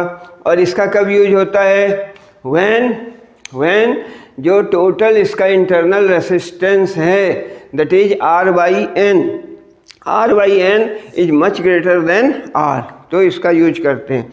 वैसे हम लोग को पैरेलल कॉम्बिनेशन के लिए एक्सप्रेशन भी निकालना है। अगर जैसे दो सेल कनेक्टेड हैं पैरेलल में तो उसके लिए हम लोगों ने एक्सप्रेशन निकाला है, और एक्चुअली वो डेरिवेशन में यहाँ नहीं कर रहा है, केवल बता रहा हूँ कि जो नेट ईएमएफ होगा या equivalent EMF it is given bye, यदि दो सेल हैं जिसका ईएमएफ E1 एंड E2 है and internal resistance R1 and R2 है, तो जो नेट इक्विवेलेंट ईएमएफ होगा that is E1 R2 plus E2 R1 whole divided by R1 plus R2। ये डेरिवेशन बहुत ही इंपॉर्टेंट है, तो इसको देख लेना। E इक्विवेलेंट कितना है, यदि दो सेल डिफरेंट ईएमएफ है, एक का E1 है एक दूसरे का E2 है and internal resistance R1 R2 है, तो इक्विवेलेंट ईएमएफ के लिए डेरिवेशन देखा था हम लोगों ने, E equivalent E1 R2 plus E2 R1 by R1 plus R2, ठीक है। एंड R इक्विवेलेंट कितना होगा, R इक्विवेलेंट यदि ये इंटरनल रेसिस्टेंस कितने हैं, ये हैं R1 R2 दो है ना, तो क्या होगा 1 by R1 plus 1 by R2, 1 by R equivalent that is R1 R2 upon R1 plus R2, है ना। दो पैरेलल में रेसिस्टेंस होते हैं तो क्या होता है 1 by R equal to 1 by R1 plus 1 by R2 that is R1 R2 by R1 plus R2। और इसके लिए एक और जनरल केस इसमें यूज होता है, वो केस क्या है, एक जनरल केस ये होता है कि E equivalent upon R equivalent is equal to E1 by R1 plus E2 by R2 plus E3 by R3 plus dot dot, ठीक है। ये हम लोगों ने देखा तो ये होता था क्या, दो के लिए देखा था equivalent EMF that is given by E1 R2 plus E2 R1 by R1 plus R2। लेकिन यदि तीन हो चार हो उस केस में हम लोग कैसे निकालेंगे, तो उस केस में जनरल फार्मूला ये लगाएंगे, ऐसे न्यूमेरिकल्स भी आते हैं इस कंसेप्ट पर कि E equivalent upon R equivalent. देख लिया E इक्विवेलेंट का क्या एक्सप्रेशन था, R इक्विवेलेंट क्या था, E इक्विवेलेंट था E1 R2 plus E2 R1 by R1 plus R2 and R equivalent था R1 R2 by R1 plus R2। तो E equivalent by R equivalent जब करेंगे तो ये आएगा E1 by R1 plus E2 by R2 plus E3 by R3 plus dot dot. तो यदि ढेर सारे सेल्स हैं जिसका ईएमएफ डिफरेंट है, इंटरनल रेसिस्टेंस डिफरेंट है, तो उस केस में हम लोग E इक्विवेलेंट यहाँ से निकालेंगे। R इक्विवेलेंट तो निकल जाएगा पैरेलल कॉम्बिनेशन में, और ये वैल्यू रख देंगे E1 E2 E3 R1 R2 R3 ये सब दिया हुआ है, तो E इक्विवेलेंट यहाँ से हम लोग निकाल सकते हैं, ठीक है। सो this is the expression for that. तो सेल का जो कॉम्बिनेशन है इसमें पैरेलल कॉम्बिनेशन ज़्यादा इंपॉर्टेंट है, वो डेरिवेशन देख लेना। देन इसके बाद हम लोग देखते हैं one of the most important concept that is Kirchhoff's law, Kirchhoff's law और किरचॉफ्स रूल, ठीक है। तो लॉज क्या है इनफैक्ट, है ना, इसमें दो हैं। एक क्या है, एक है करंट रूल, करंट रूल और जंक्शन रूल और फर्स्ट रूल, करंट रूल और जंक्शन रूल और फर्स्ट रूल। तो इसको जंक्शन रूल हम लोग कह दें, ठीक है। जंक्शन रूल और फर्स्ट रूल और करंट रूल, ये जंक्शन के बारे में कहता है। सिंपली ये कहता है कि यदि ढेर सारे करंट्स ये आ रहे हैं I1 I2 I3 I4, ठीक है। अगर I1 I2 इनकमिंग करंट है मान लो, और ये I3 I4 ये एक गिवन जंक्शन है, इस जंक्शन मान लो A, इस जंक्शन पर ये डिफरेंट करंट मिल रहे हैं, I1 एंड I2 मिल रहा है एंड I3 एंड I4 यहाँ से निकल रहा है। तो सिंपली किरचॉफ्स फर्स्ट रूल ये कहता है, जंक्शन रूल ये कहता है, करंट रूल ये कहता है कि the sum of the current, the algebraic sum of current meeting at a junction is zero. Algebraic sum मतलब टेकिंग साइन इनटू कंसिडरेशन, जैसे यहाँ साइन कन्वेंशन भी है इसमें, जो इनकमिंग करंट है उसका पॉजिटिव साइन होगा, जो आउटगोइंग है उसका नेगेटिव होगा। यहाँ से देखें तो I1 प्लस I2 ये इनकमिंग है और आउटगोइंग है I3 minus I4 is equal to zero. ये हुआ that is algebraic sum of current meeting at a junction is zero. Kirchhoff's first rule ये कहता है algebraic sum of current meeting at a junction is zero. Algebraic sum करने का मतलब है taking sign into consideration, जो junction की ओर आ रहा है वो पॉजिटिव और जो निकल रहा है नेगेटिव। तो यहाँ से हम लोग देख सकते हैं या अनदर वे में भी इसको स्टेट कर सकते हैं that is I1 plus I2, इसको दूसरे साइड ले जाएं, is equal to I3 plus I4। ये क्या है I1 प्लस I2? ये है sum of the current meeting at a junction, and I3 I4 क्या है? Sum of the current leaving the junction. So sum of current meeting at a junction is equal to sum of current leaving the junction. Another way में ऐसे भी state कर सकते हैं, NCERT में ये लिखा हुआ है इस ढंग से, that is the algebraic sum summation I is equal to 0, ठीक है। And this is based on the conservation of charge. ये भी पूछा जाता है कभी एग्जाम में कि first law is based on which conservation law or rule? तो first law is based on the principle of conservation of charge, कि जितने चार्ज आ रहे हैं इस पर्टिकुलर पॉइंट पर ए पर, उतने चार्ज यहाँ से जाएंगे। Charge accumulation at any point doesn't take place when your current is flowing through a conductor. जब करंट का फ्लो हो रहा है तो चार्ज कहीं एक्यूमुलेट नहीं होगा, जमा नहीं होगा। So sum of the current meeting at a junction will be equal to sum of current leaving the junction, that is this is based on the principle of conservation of charge, ठीक है। And second rule Kirchhoff's का जो second rule है, इसको voltage rule भी कहते हैं, loop rule भी कहते हैं, है ना। सेकेंड रूल, वोल्टेज रूल और लूप रूल। मैथमेटिकली देखें ये अपने को याद रहता है, जैसे वहाँ लिखा समेशन I0, तो यहाँ लिखते हैं summation of del V is equal to 0। Del पर थोड़ा एम्फेसाइज करना, डेल रिफर्स टू चेंज। अगर तुमने लिख दिया summation of V is equal to 0, then this is totally wrong, ठीक है। माइंड इट क्या है कि the algebraic sum of changes in potential in a closed loop involving cells and resistors is 0। क्या है ये? Change. Del refers to change, कितना बदलाव हो रहा है, चेंज। सो अलजेब्रिक सम तो है ही, algebraic sum of the total change, ठीक है, in potential in a close loop involving और हैविंग, उस लूप में क्या होगा या उस सर्किट में क्या होगा, resistor and cells is 0, and this is based on the conservation of energy। Second law ये किस पर बेस्ड है? This is based on the conservation of energy, ठीक है, क्लियर। तो ये है सेकेंड रूल, और इसके एप्लीकेशन आते हैं, बहुत सारे न्यूमेरिकल्स इस पर बेस्ड आते हैं। माइंड इट, अगर तुमने ये साइन नहीं दिया डेल का और केवल ये लिख दिया तो ये गलत होगा। फर्स्ट में तो सही है summation I is equal to 0, but here it will be wrong, ठीक है। नाउ अगर इसका कोई प्रॉब्लम देखें, मान लो कोई सिंपल प्रॉब्लम होता है दिस, ठीक है, इसके साथ कोई रेसिस्टेंस जोड़ दो, मान लो दिस, है ना, और यहाँ से एक रेसिस्टेंस जोड़ दो, यहाँ से एक जोड़ दो, लाइक दैट, है ना, और इधर एक जोड़ देते हैं, है ना, लाइक दैट। फिर यहाँ एक सेल ले लेते हैं और यहाँ एक रेसिस्टेंस जोड़ देते हैं, ठीक है, लाइक दैट। एक सर्किट बन गया, इसका नाम दे देते हैं कुछ भी, let us suppose it is ABCDEF। अगर नेमिंग नहीं किया है तो अपने को नेमिंग करना पड़ेगा, ठीक है। मान लेते हैं ये है 4 वोल्ट, ठीक है। उसी तरह रेसिस्टेंस का वैल्यू दे दें, मान लो ये है 2 ओम, है ना, इसका वैल्यू दे दो। मान लो ये है 6 ओम, इसका वैल्यू दे दो। मान लो ये है 8 ओम, इसका वैल्यू दे दो। मान लो ये है 1 ओम, इसका वैल्यू दे दो। मान लो ये है 6 वोल्ट, इसका वैल्यू दे दो, है ना। मान लो ये कितना है 4 ओम, लाइक दैट, एक कोई वैल्यू दे दिया, है ना। दिस इज व्हाट, 4 वोल्ट है, ये रेसिस्टर 2 ओम का जुड़ा हुआ है, इस आर में 6 ओम जुड़ा हुआ है, इस आर में 1 ओम है, ये 6 वोल्ट है, दिस वन इज 4 ओम, ठीक है। तो ये एक सर्किट हो गया, है ना। अब इसमें क्या कहेगा अपने को, अगर प्रॉब्लम ऐसा दिया है तुम इसको सॉल्व करना and note down the problem, that is the voltage across 8 ohm, find the voltage across 8 ohm. मैंने इसको सिंबॉलिक वे में लिख दिया, तुम भी लिख सकते हो, वोल्टेज अक्रॉस दिस ओम। इसका आंसर कितना आएगा, you solve and verify it, 3.78 volt पर एप्स आएगा, है ना, जैसा कि याद आ रहा है, ठीक है। अगर ये वैल्यू रखेंगे तो शायद ये आएगा। तो इसके लिए क्या करेंगे हम लोग, सिंपली किरचॉफ्स लॉ में ऐसा सर्किट दिया हुआ रहता है, कहता है find the value of I1 I2 दिया रहता है, और यहाँ वोल्टेज पूछ लिया अक्रॉस दिस, तो अक्रॉस दिस वोल्टेज कितना होगा, I इंटू आर, आई निकालना पड़ेगा। मान लो ये सर्किट, मैं थोड़ी मदद कर देता हूँ। मानो ये दिया 4 वोल्ट वाला बैटरी I1 करंट सेंड कर रहा है, इसमें I1 होगा और इधर एक्सटर्नल में I1 होगा, ठीक है।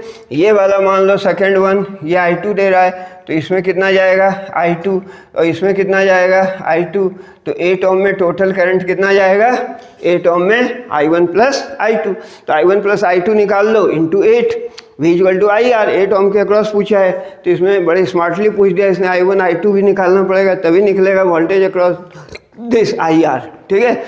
तो इससे निकाल लेना और यहाँ थोड़ा करंट डिस्ट्रीब्यूशन बताना पड़ेगा। ये ही मटेरियल है, इसको I2 इसको I1 मान लेते हैं, है ना। उससे कोई डायरेक्शन तुम इधर मान सकते थे, डायरेक्शन अगर उल्टा मानोगे तो निगेटिव आएगा, है ना। अगर निगेटिव आ रहा है इसका मतलब what your direction you have taken, the actual direction will be just opposite to that. फिर कोई लूप कंसिडर कर लेते हैं, मान लो इसमें लूप ऐसा कंसिडर कर लेना, लूप 1, लूप 2 मान लो कि ऐसा कंसिडर कर लो, है ना, लूप 2, ये 2 लूप हो गए, है ना।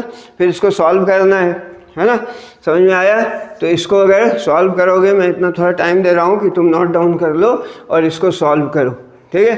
तो इसमें क्या होगा, I1 I2 मान लिया, और करंट डिस्ट्रीब्यूशन की बात मैं कर रहा था, ये I2 करंट भेज रहा है, I2 जाएगा इसमें जा रहा है और वापस इधर कितना आएगा I2, what your current positive terminal दे रहा है दैट करंट निगेटिव टर्मिनल वापस लेगा, ठीक है। उसी तरह यहाँ देख लो I1 दे रहा है तो इसमें I1 जा रहा है, I1 प्लस I2 हो गया, इसमें कितना जाएगा I1 जाएगा और इसमें कितना जाएगा I1। पॉजिटिव टर्मिनल अगर I1 दे रहा है तो नेगेटिव टर्मिनल I1 बैक ले लेगा। उसके बाद तो रूल पड़ता है, थोड़ा रूल हम लोग फोकस कर लेते हैं। जैसे लूप 1 लिया, क्लॉकवाइज एंटी क्लॉकवाइज कैसे भी जा सकते हैं। मान लो यहाँ हम लोगों ने क्या ले लिया, क्लॉकवाइज ले लिया, इसमें ले लिया एंटी क्लॉकवाइज, इसमें ले लिया क्लॉकवाइज, है ना। तुम दोनों में क्लॉक, दोनों में एंटी क्लॉक, इसमें क्लॉक इसमें एंटी क्लॉक, कुछ भी ले सकते हो, ठीक है। बट साइन कन्वेंशन है वो माइंड करना कि जो वोल्टेज है, voltage drop I into R, इसका साइन कन्वेंशन है, voltage drop I into R का साइन कन्वेंशन है, और जो सेल है इसके EMF का साइन कन्वेंशन है, ठीक है। तो एक्चुअली क्या है कि यहाँ देखें हम लोग कि जैसे इस सर्किट में लिया हम लोगों ने, इस डायरेक्शन में जा रहे हैं तो यहाँ जा रहे हैं I1 प्लस I2, करंट के डायरेक्शन में जा रहे हैं। अगर करंट के डायरेक्शन में लूप को डिस्क्राइब कर रहे हैं, एंटी क्लॉकवाइज जा रहे हैं ना, करंट के डायरेक्शन में जा रहे हैं 8 ओम वाले में, तो निगेटिव साइन होगा, है ना, निगेटिव साइन होगा, करंट के डायरेक्शन में जा रहे हैं। ये हो गया I1 plus I2 into 8 minus हो गया, यहाँ फिर -6 I1, यहाँ -2 I1, और यहाँ पहला टर्मिनल निगेटिव इनकाउंटर कर रहे हैं तो साइन EMF का पॉजिटिव होगा, है ना, क्योंकि अपन लोअर पोटेंशियल से हाइयर पोटेंशियल की ओर जा रहे हैं, लोअर से हाइयर की ओर जा रहे हैं तो साइन पॉजिटिव होगा। यानी ऐसे भी याद रख सकते हैं कि यदि करंट के डायरेक्शन में अपन लूप को डिस्क्राइब कर रहे हैं तो I into R, mind it, current के डायरेक्शन में यदि लूप को डिस्क्राइब कर रहे हैं तो I इंटू आर का डायरेक्शन निगेटिव होगा, और सेल का अगर निगेटिव टर्मिनल इनकाउंटर कर रहे हैं तो इसका साइन पॉजिटिव होगा, और यदि पहले पॉजिटिव को कर रहे हैं तो निगेटिव होगा, ठीक है, क्लियर। तो अलग इसका अपोजिट कन्वेंशन भी है, तो एक कन्वेंशन याद रखो, ये थोड़ा कन्वेंशन है क्योंकि करंट का जो फ्लो होता है वो हाइयर से लोअर की ओर होता है ना। इसलिए यहाँ क्या हो रहा है, ये अपोजिट है तो माइनस होगा, यानी जिस डायरेक्शन में जा रहे हैं करंट भी उस डायरेक्शन में है तो I इंटू आर नेगेटिव होगा, और सेल अगर पहले नेगेटिव टर्मिनल इनकाउंटर कर रहे हैं तो पॉजिटिव साइन होगा, पॉजिटिव पहले कर रहे हैं तो नेगेटिव होगा। Now based upon that you solve the problem. I think कि तुम लोगों ने उतार लिया होगा, you are smart enough. Now आगे बढ़ते हैं हम लोग, है ना। अब हम लोगों ने देख लिया, किरचॉफ्स रूल भी देख लिया, है ना। अब हम लोग देखने जा रहे हैं क्या, अब हम लोग डिस्कस करेंगे एक्चुअली किरचॉफ्स लॉ के बाद जो सर्टन सर्किट हैं, है ना, वो क्या क्या हैं। जैसे व्हीटस्टोन ब्रिज, हम लोग व्हीटस्टोन ब्रिज, ये नाम है Wheatstone bridge. Actually what is Wheatstone bridge, it is a combination of 4 resistances. 4 resistance हैं, 1 2 3, ठीक है, 4, ये 4 रेसिस्टेंस हैं। ये कहलाता है गैल्वेनोमीटर आर्म, इसके बीच गैल्वेनोमीटर कनेक्टेड है, और ये कहलाता है बैटरी आर्म। ये क्या कहलाता है, बैटरी आर्म। यहाँ बैटरी लगा दिया प्लस माइनस, क्लियर। ये मान लो 20 वोल्ट की बैटरी लगा दी, ये दिस, ठीक है, ये प्लस है और ये माइनस है। रेसिस्टेंस मान लो this is R1, this is R2, this one is R3, this one is R4। तो ये है व्हीट स्टोन ब्रिज। ऐसा जो कॉम्बिनेशन है, wheat stone bridge nothing, wheat stone bridge नाम है उनके ऑनर में, साइंटिस्ट के ऑनर में इसका नाम है व्हीट स्टोन ब्रिज। ऐसा कोई गेहूं और पत्थर नहीं है ना। तो wheat stone bridge, what is wheat stone bridge? It is actually the combination of 4 resistances R1, R2, R3 and R4। और यदि इसमें 4 में कोई 3 नोन हो तो 4th one can be calculated by using the balance condition of Wheatstone bridge. Mind it, balance condition. What is balance condition? Wheat bridge is said to be balanced when your the current through galvanometer is 0। जब galvanometer से 0 current का flow हो रहा है, इससे current नहीं flow हो रहा है, तो इस केस में the Wheatstone bridge is said to be balanced. और जब बैलेंस्ड होगा तो बैलेंसिंग कंडीशन होगा R1 upon R2 is equal to R3 upon R4। This is the balancing condition Wheatstone bridge का। R1 bye R2 equal to R3 bye R4, और R1 bye R3 equal to R2 bye R4, या R3 bye R1 equal to R4 bye R2, है ना। Equivalently इसको different way में state कर सकते हैं। That is what is wheat stone bridge? It is a combination of 4 resistances in which if 3 are known then 4th can be calculated by using balance condition. And what is the balance condition? If this condition is satisfied then the bridge is said to be balanced, and when it is balanced then in that case the current through the galvanometer will be 0। मतलब ये जो point है, मान लें कि ये है A point, this one is B, this one is C, this one is D, तो potential at B will be equal to potential at D. Potential at B will be equal to potential at D। जो B पर potential है वही D पर है, potential difference नहीं है तो करंट इससे फ्लो नहीं होगा, है ना। तो इसमें आते हैं bye using the Kirchhoff's rule after the condition, balance condition, तो उससे देख सकते हैं, या पोटेंशियल सेम है उससे देख सकते हैं। लेकिन आई एडवाइस कि इसको बाय किरचॉफ्स रूल अप्लाई करके बैलेंस कंडीशन ऑब्टेन करो, क्योंकि जब आता है रूल से अप्लाई करें तो भी चलेगा, नहीं आता है तो भी इसी मेथड से करेंगे, ठीक है। तो इसमें न्यूमेरिकल भी सॉल्व कर सकते हैं। अगर ये बैलेंस होता है तो इसका रेसिस्टेंस इमैटेरियल हो जाता है, ठीक है। और इससे हम लोग यानी क्या कर सकते हैं, अननोन रेसिस्टेंस निकाल सकते हैं, ठीक है। सो this is all about wheat stone bridge. और एक बात है इसमें, ये गैल्वेनोमीटर आर्म है, galvanometer BD, and this AC is called battery arm. अगर इस दोनों को इंटरचेंज कर देंगे, यहाँ पर अगर बैटरी रख दिया, यहाँ गैल्वेनोमीटर रख दिया, इंटरचेंज कर दिया पोजीशन बैटरी एंड गैल्वेनोमीटर का, then balancing point will not be affected because in balancing condition no current flows through the galvanometer. तो एक अपन ने छोटा सा क्वेश्चन भी यहाँ डिस्कस कर लिया। एंड नाउ आते हैं हम लोग व्हीट स्टोन ब्रिज पर जो बेस्ड है वो डिवाइस, उसको बोलते हैं मीटर ब्रिज। ये प्रैक्टिकल भी है और मैंने प्रैक्टिकल भी बताया था थ्योरी के समय भी, है ना। तो मीटर ब्रिज एक्चुअली क्या है? It is the practical form of wheat stone bridge. और फिगर बनाना जरूरी है तो चलो बना देता हूँ। एक वायर होता है 1 मीटर लॉन्ग और इसके पैरेलल एक स्केल होता है, ये स्केलिंग किया हुआ रहता है ना। अब पूरा फाइन तो नहीं बना पाऊँगा, है ना। दैट स्केल रहता है 1 मीटर का, that's why the name is metre bridge. और इसके जो एक आर्म है ये ऐसा है ना, another is this, another is this. Actually यहाँ कॉपर स्ट्रिप होता है, थिक कॉपर स्ट्रिप, ठीक है। इसको क्लोज कर दो, थिक कॉपर स्ट्रिप। क्यों थिक कॉपर स्ट्रिप का यूज करते हैं ये भी बात है। और इसके बीच एक रेसिस्टेंस लगाते हैं, let us suppose it is R, और इसके बीच अननोन रेसिस्टेंस लगाते हैं, let us suppose it is X unknown. और ये गैल्वेनोमीटर है, यहाँ से गैल्वेनोमीटर जोड़ते हैं और ये जॉकी हो गया, ठीक है। और ये इससे बैटरी जोड़ना नहीं भूलना, क्योंकि एग्जाम में आता है कि draw the figure of metre bridge, है ना, circuit diagram of metre bridge. तो एक्चुअली क्या करते हैं हम लोग, ये भूल जाते हैं। अगर ये भूल गए तो अपने को मास डिटेक्ट हो जाएगा, ठीक है। So mind it very simple. क्या है metre bridge? Why the name is so? Because जो इसमें वायर यूज किया जाता है, दैट वायर, वो जो वायर है वो एक्चुअली कॉन्स्टेंटन और मैंगानीन या नाइक्रोम का होता है, एलवाई का होता है। क्यों एलवाई का होता है?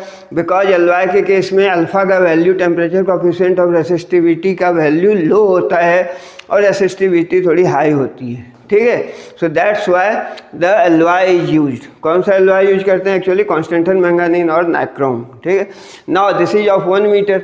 ना इसके ये थिक कॉपर स्ट्रिप, ये जो स्ट्रिप लगे हैं एल शेप्ड के, ये थिक कॉपर स्ट्रिप का यूज किया जा सकता है, थिक कॉपर और ब्रास, क्योंकि कॉपर का ऐसे ही रेसिस्टेंस कम होता है, थिक लिया मोटा लिया तो रेसिस्टेंस और नेग्लेजिबल हो जाएगा, ठीक है। That's why the thick copper strips are use. जो एंड करेक्शन है वो हो जाएगा इसमें, है ना, ठीक है। नाउ गैल्वेनोमीटर बीच में जोड़ते हैं, इससे जॉकी कनेक्टेड है, ये बैटरी जोड़ देते हैं, अब इसमें करंट जाएगा। देखो ये 4 आर्म हो गया, इसका यदि पूरा लेंथ कितना है 1 मीटर, है ना। यदि इस लेंथ को मान लें L, तो ये लेंथ कितना हो जाएगा 100 माइनस L इन सेंटीमीटर, क्योंकि टोटल कितना हो गया 1 मीटर तो 100 सेंटीमीटर। नाउ देखो 4 रेसिस्टेंस हो गए, दिस। जब बैलेंस होगा करते क्या है, सर्किट डायग्राम करते हैं पहले इसके अकॉर्डिंगली, देन जॉकी को इस पर मूव कराते हैं। पर्टिकुलर पॉइंट पर गैल्वेनोमीटर में जब डिफ्लेक्शन 0 होता है, जैसे यहाँ अगर बैलेंस हो गया ये, तो गैल्वेनोमीटर से करंट का फ्लो नहीं होगा, तो बैलेंस हो गया तो उस केस में क्या होगा, मान लो ये जो वायर लिया है मैंने, इसका रेसिस्टेंस है R ओम पर cm, तो ये जो आर्म है ना, यानी इसका अगर नाम दे दें, let us suppose this is A, this is B, तो AJ आर्म का रेसिस्टेंस कितना होगा R इंटू L। उसी तरह JB आर्म का रेसिस्टेंस कितना होगा 100 minus L into small r, ठीक है। और जब बैलेंस्ड होगा तो R अपॉन दिस, यानी R इंटू L इसका रेसिस्टेंस हो गया, is equal to X upon, जब बैलेंस कंडीशन है तो 100 माइनस L इंटू R। और यहाँ से हम लोग देख सकते हैं कि ये क्या हो गया, ये R कैंसिल हो गया, तो यहाँ से X के लिए अगर वैल्यू निकालेंगे तो what is X, this is 100 minus L upon L into R। So this is the expression for unknown resistance. तो अननोन रेसिस्टेंस यहाँ हम लोग ऐसे निकाल सकते हैं, अननोन रेसिस्टेंस क्या हो गया, X equal to 100 minus L upon L into R, ठीक है। तो इस फार्मूले से अननोन रेसिस्टेंस निकालते हैं। और मीटर बीच में ढेर सारी बातें होती हैं, मैंने बताई दी, थिक कॉपर स्ट्रिप क्यों यूज करते हैं, वायर काय का होता है और क्यों होता है, एंड मीटर बीच कब सेंसिटिव होता है, जब बैलेंसिंग पॉइंट 40-60 सेंटीमीटर के बीच मिलता है। और क्या होता है इसमें मीटर ब्रिज में बैलेंसिंग पॉइंट इसके बीच होता है। And very low and very high resistance can't be obtained from this, why, because very low resistance करेंगे तो जो कनेक्टिंग वायर है या कॉपर स्ट्रिप का बीच रेसिस्टेंस है जो ऐड हो जाएगा, इसलिए एग्जैक्ट वैल्यू नहीं निकलेगा, है ना। और वेरी हाई रेसिस्टेंस अगर ये होगा X, तो उस केस में जो इससे करंट फ्लो होगा, है ना, करंट फ्लो हो रहा है तो जो हीटिंग इफेक्ट होगा I²R, हीट ज़्यादा प्रोड्यूस होगा। उस केस में क्या होगा, हालांकि हीट ज़्यादा प्रोड्यूस होने से क्या होगा, जो रेसिस्टेंस का वैल्यू है वो चेंज हो जाएगा। इसलिए very low and very high resistance can't be obtained by using this.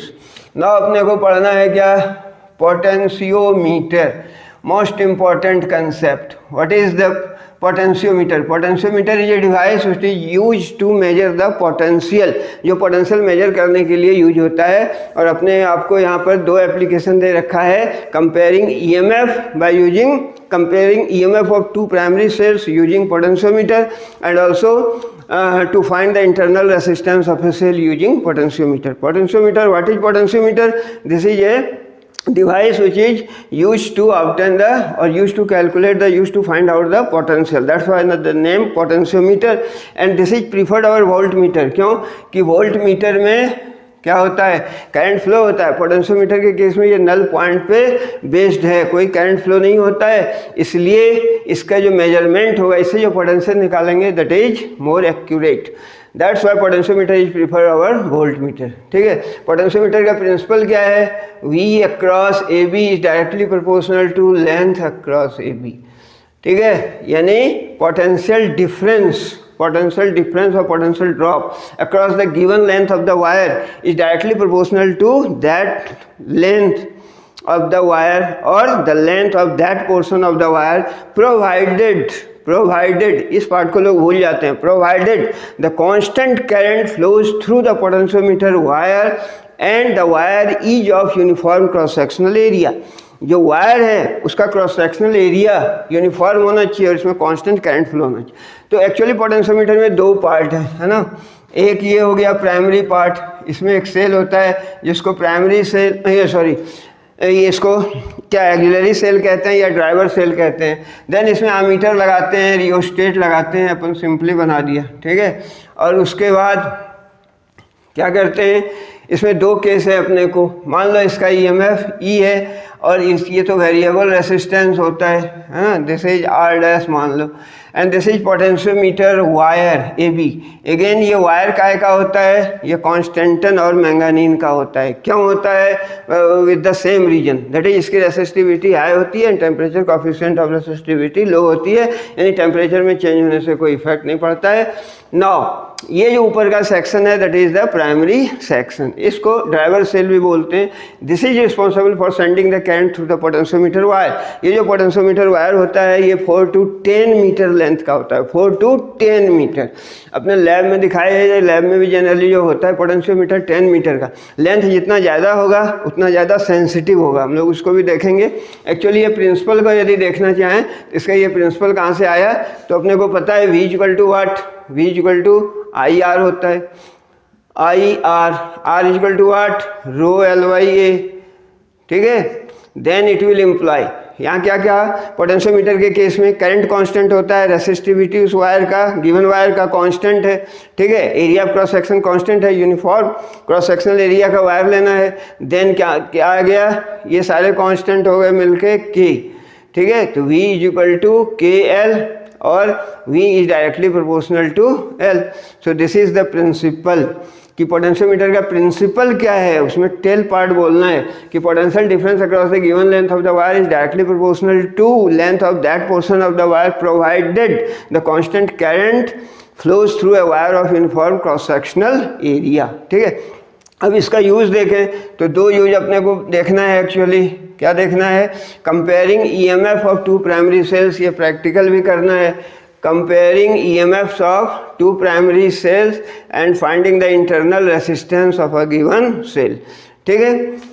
तो उसके लिए सर्किट डायग्राम अलग होगा, बहुत सिंपल बातें हैं, है ना। सर्किट डायग्राम क्या होगा, दो सेल है, मान लिया एक सेल है जिसका EMF है E1 और अनदर सेल का EMF है E2, ठीक है। और यहाँ से 2A की एक जुड़ा रहता है, ये क्या है 2A की, थोड़ा फाइन बना दें, चलिए 2 फिर नहीं बन रहा है ना।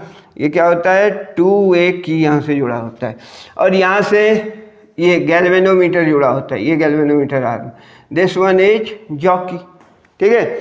तो दो सेल हैं, cell primary cells whose EMFs are to be compared, जिसका EMF कंपेयर करना है। मानो टू प्राइमरी सेल हैं जिसका EMF है E1 E2 और ये ड्राइवर सेल का EMF E है ना, वेरिएबल रेसिस्टेंस है, इसे करंट को ये करते हैं। और यहाँ पर 2A की है, ये क्या है 2A की। अगर इस आर्म को इससे जोड़ दिया तो ये सेल आ गया, है ना, E1 सर्किट में आ जाएगा। उसके बाद इसको हटा देंगे, अगर इस पॉइंट से जोड़ देंगे तो E2 सर्किट में आ जाएगा। तो 2A की का काम है कि 1 by 1 सेल को सर्किट में लाना है, ठीक है। तो पहला काम क्या करते हैं, ये जो सेल है ना, इस केस में देखो नाउ क्या करते हैं, ये सर्किट अरेंजमेंट करते हैं, इसको सर्किट में ले आते हैं, इसको जोड़ दिया इससे। नाउ जॉकी को इसके ऊपर मूव कराते हैं, है ना, गैल्वेनोमीटर से ये जॉकी अटैच है और अपन नल पॉइंट खोजते हैं। नल पॉइंट में जब गैल्वेनोमीटर से जीरो करंट फ्लो हो तो नल पॉइंट मिल गया। मानो ये लेंथ कितना है L1 लेंथ, इसको कहते हैं बैलेंसिंग लेंथ, है ना। देन पोटेंशियोमीटर का प्रिंसिपल क्या कहता है, V directly proportional to L। तो यहाँ जो इसका V है और करंट, एक्चुअली नल पॉइंट जब मिला अपने को बैलेंसिंग लेंथ तो उसमें गैल्वेनोमीटर से करंट का फ्लो नहीं हो रहा है। तो एक्चुअली जब करंट फ्लो नहीं हो रहा है तो पोटेंशियल डिफरेंस और terminal potential difference is EMF, so E1 is directly proportional to L1। उसके बाद फिर इसको लाते हैं सर्किट में, इसको हटा देते हैं, है ना, इसको हटा दिया अपन ने दिस वन, और फिर इसको लाते हैं सर्किट के अंदर, यानी इस पार्ट को यहाँ से जोड़ देते हैं। तो अब E2 आ गया सर्किट में, अगेन वही काम करते हैं, फिर बैलेंसिंग लेंथ लेते हैं। मान लो अब जो बैलेंसिंग लेंथ मिल रहा है लाइक दैट, या इससे कम भी मिल सकता है, मान लो यहाँ पर मिल रहा है J', और ये जो करस्पॉन्डिंग लेंथ है this is L2।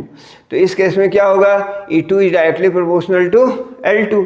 Now dividing these two, तो E1 by E2 is equal to L1 by L2। ठीक है। In this way the EMF of two cells can be compared. अगर इसमें से कोई स्टैंडर्ड सेल है तो ईएमएफ निकल भी सकता है दूसरे का। इस पर बेस्ड भी न्यूमेरिकल्स वगैरह ढेर सारे आते हैं, है ना। Practice it. Now the last one क्या है? Last one that is application है पोटेंशियोमीटर का to find the internal resistance of a cell. चलिए पूरे ही हटा देते हैं। To find the internal resistance, to calculate internal resistance of cell. इसके लिए पोटेंशियोमीटर अगेन ऐसा बनाते हैं, ये सर्किट हो गया। नाउ यहाँ से ड्राइवर सेल लगाना है, हालांकि यहाँ मीटर भी लगाते हैं, और देन इसको जोड़ दिया अपन ने। ये वेरिएबल रेसिस्टेंस होता है, ये ड्राइवर सेल का ईएमएफ है ना, मान लें ई डैश है। और यहाँ पर वो सेल जिसका इंटरनल रेसिस्टेंस अपने को निकालना है वो सेल लेते हैं दिस, और इसके अक्रॉस एक रेसिस्टर आर लगाते हैं। मान लो इसका ईएमएफ है सेल का ई, और ये पोटेंशियोमीटर वायर है ए बी, ठीक है। अब यहाँ पर एक्चुअली ऐसा की एक जोड़ते हैं। ये क्या है एक्चुअली? ये की है ना, दिस इज की। और यहाँ से फिर हम लोग गैल्वेनोमीटर जोड़ते हैं और जॉकी जोड़ते हैं, ठीक है। क्या किया देखो, ये तो प्राइमरी सेक्शन है जो पहले जैसा किया था। In order to find the internal resistance, मान लो इसका इंटरनल रेसिस्टेंस है आर, जो अपने को कैलकुलेट करना है प्राइमरी सेल का। तो सर्किट डायग्राम ऐसा होगा। और सर्किट डायग्राम में ये भी देखना है, कंपेयरिंग ईएमएफ में देखना है कि ऑल पॉजिटिव, सारे जो हाइयर पोटेंशियल के पॉइंट हैं सेम पॉइंट से होना चाहिए। जैसे यहाँ देख रहे हैं ई का पॉजिटिव और ई डैश का और ई का पॉजिटिव एक पॉइंट पर है। एक पॉइंट पर यदि नहीं होगा तो वन साइडेड डिफ्लेक्शन मिलेगा। और क्या होना चाहिए? ड्राइवर सेल का जो ईएमएफ है E dash, this must be greater than E, या उस केस में E1 और E2 जो दो सेल्स था उसके ईएमएफ से इस ड्राइवर सेल का ईएमएफ ज़्यादा होना चाहिए। अगर ऐसा नहीं है तो वन साइडेड डिफ्लेक्शन होगा। ऐसे भी क्वेश्चन पूछे जाते हैं, what are the two possible causes of one side deflection? One sided deflection, या लूज कनेक्शन है तो भी वन साइडेड डिफ्लेक्शन मिलता है, ठीक है। तो ये सर्किट डायग्राम है इंटरनल रेसिस्टेंस का। पहले क्या करेंगे? फर्स्ट स्टेप ये किया, यहाँ पर की लगा हुआ है, इसके अक्रॉस आर लगा हुआ है। पहले मैंने यहाँ की इंसर्ट नहीं किया था। अब सर्किट में कौन सा है? ये है सेल जिसका इंटरनल रेसिस्टेंस निकाला, गैल्वेनोमीटर से कनेक्ट किया जॉकी से। अब इसको मूव कराएंगे, इसके ऊपर बैलेंसिंग लेंथ मेजर करेंगे।